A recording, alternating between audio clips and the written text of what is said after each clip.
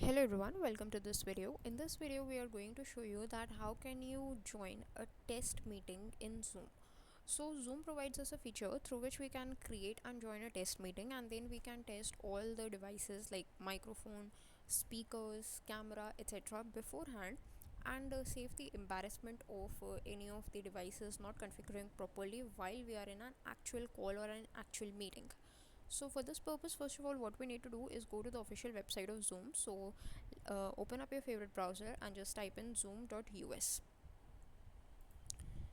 So zoom.us, that opens up the official website. From here you can just simply click on sign in and sign in to your Zoom account. So I'm just going to sign in with my Google account quickly.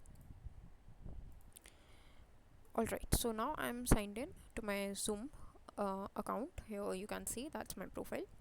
Now what we need to do is open up a new tab and just type in zoom.us/test. That actually takes us to join a test meeting.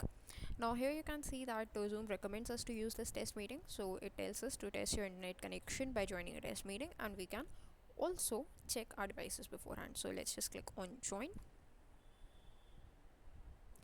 And from this point onwards, we would be able to join a test meeting.